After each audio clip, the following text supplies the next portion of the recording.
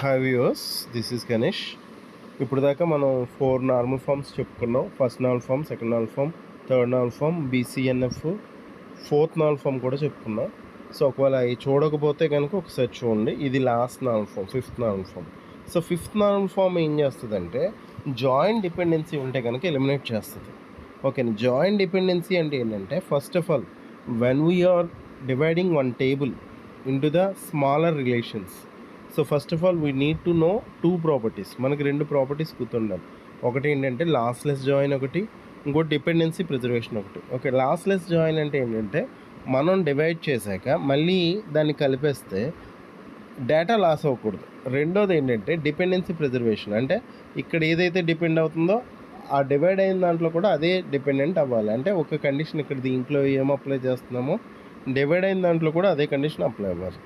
ఓకేనా. ఇక్కడ చూడండి ఒకసారి, relation in 5NF it should be in the 4NF.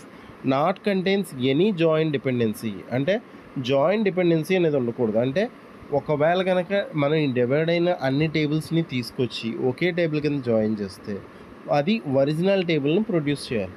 ఒకవేళ అలా కాకుండా ఒక రో తగ్గో లేకపోతే ఒక రో పెరిగితే కనుక అది ఒరిజినల్ కాదు.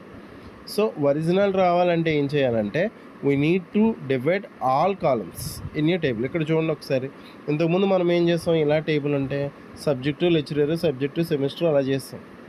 సో ఇప్పుడు ఏం చేయాలంటే సబ్జెక్టు లెక్చరర్ ఒకటి చేయాలి, సబ్జెక్టు సెమిస్టర్ ఒకటి చేయాలి, ఇంకా మిగిలిపోయింది ఏంటి, లెక్చర్ సెమిస్టర్ ఒకటి చేయాలి. అప్పుడు ఈ మూడింటిని జాయిన్ చేస్తాం. జాయిన్ అంటే మనకు తెలిసిందే కదా, కామన్గా ఉన్నాయి అన్నిటిని బేస్ చేసుకుని ఒక రో ప్రొడ్యూస్ చేస్తుంది. ఓకేనా. అంటే ఇక్కడ చూడండి, ఇచ్చాడు చూడండి, సెమిస్టరు అంటే ఇక్కడ 3 టేబుల్స్ కింద డివైడ్ చేశాడు. ఫస్ట్ P1 అదేంటి సెమిస్టర్ సబ్జెక్టు, రెండోది ఏంటి సబ్జెక్టు లెక్చరర్, మూడోది ఏంటి సెమిస్టర్ లెక్చరర్. ఓకేనా. అంటే మొత్తం 3 అనమాట. అంటే ఏబీసీ అనే టేబుల్ ఉందనుకోండి, ఏబీ ఒక టేబుల్, బీసీ ఒక టేబుల్, ఏసీ ఒక టేబుల్. ఓకేనా. అంటే subject lecturer, lecturer semester, semester subject, మొత్తం 3 అనమాట. ఇలా కనుక మనం జాయిన్ చేస్తే మనకు ఒరిజినల్ టేబుల్ ప్రొడ్యూస్ అవుతుంది. దాన్ని ఫిఫ్త్ నార్మల్ ఫామ్ అంటాం. ఓకే.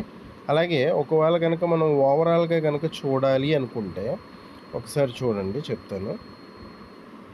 ఇక్కడ అసలు ఏ నార్మల్ ఫామ్ ఏం చేస్తుంది, ఫస్ట్ నార్మల్ ఫామ్ ఏం చేస్తుంది అంటే మల్టిపుల్ వాల్యూ అట్రిబ్యూట్స్ ఉంటే తీసేస్తుంది, నల్ వాల్యూస్ ఉంటే తీసేస్తుంది. సెకండ్ నార్మల్ ఫామ్ ఏం చేస్తుంది అంటే eliminates the partial functional dependencies. Third normal form ఏం చేస్తుంది అంటే eliminates the transitive dependencies. BCNF ఏం చేస్తుందంటే eliminates the trivial functional dependency. Fourth normal form ఏం చేస్తుందంటే eliminates the multi value dependency. Fifth normal form ఏం చేస్తుందంటే ఎలిమినేట్స్